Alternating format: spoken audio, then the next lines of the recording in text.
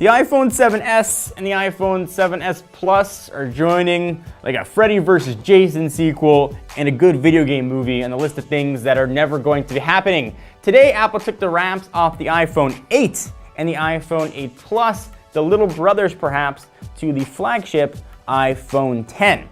So let me tell you a little bit about the 8 and the 8 Plus. First, there's kind of a new-ish design. Aesthetically, the phones look the same. They still have the Touch ID button, the same bezels, but now they're made of glass to support wireless charging, which I give Apple credit for using the Qi standard. And I've been saying for years, please give me wireless charging. And Apple, now after years of asking, finally delivered. And again, nice that it's Qi, so most of the wireless chargers you may already have at home will work. The screen size is staying the same, 4.7 inch and 5.5 on the 8 and 8 Plus respectively. The resolutions also appear to be staying the same. If you want a higher res screen and OLED technology, you want to look towards the iPhone 10. So despite the resolution not changing, Apple is bringing the True Tone display that they debuted with the iPad Pro to the iPhone line, so the screens and the pictures at least should look better than last gens. And these screens are going to be wrapped in 3 colors, either silver, space gray, or a new gold. New gold does look really nice.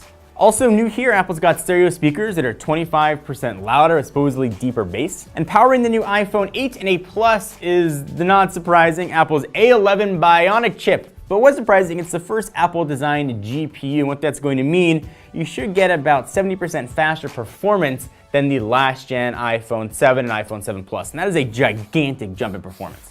So I mentioned these phones sort of look the same, and the cameras look the same on both. So the iPhone 8's got a single sensor, 12 megapixel, whereas the iPhone 8 Plus has 2 sensors, both of which are 12 megapixel. Of course, the 8 Plus is going to support portrait mode, but the 8 Plus is also going to support something new, at least in beta, called portrait lighting, where you can sort of simulate different lighting environments from your phone. You can view it live. You can also take a picture and sort of add those effects afterwards. Apple's claiming it's way more than just a filter. They also claim it's the best video that can be taken in the smartphone. Slow-mo's gotten way better. At 1080p, you can go 240 frames per second, which is double the frame rate of the last gen. And overall, the cameras just look better.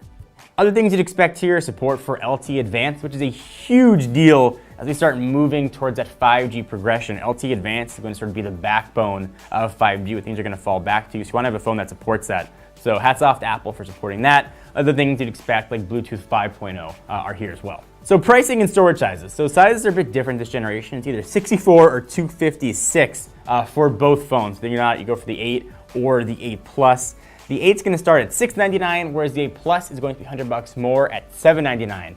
And you're going to be able to pre-order in just a few days on September 15th and shipping on my son's birthday, September 22nd.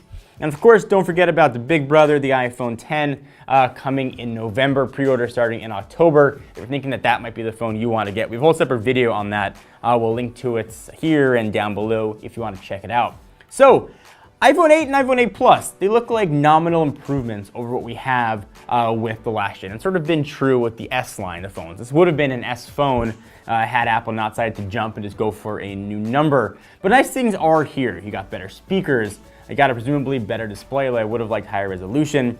You've got wireless charging, and of course the stuff that we liked with last gen, like dust and water resistance. But is it enough for you to pick up an iPhone 8 or an 8 Plus? These are not cheap phones by any stretch of the imagination. Is it enough to get you back to Apple? Is it enough for you to upgrade your last gen phone? Or are you going to skip this and wait for the iPhone 10? I'd love to hear your thoughts on it. I'm not sure what I'm going to do. I think I got a wandering eye for that iPhone 10, but the iPhone 8 Plus does have a bit of appeal to me. I like the fact that it's got a physical Touch ID button. I'm not yet sold on facial unlocking with Face ID. Anyway, leave in the comments down below. Give the video a thumbs up. We appreciate it. Until next time, I'm John Reitinger from Techno Buffalo.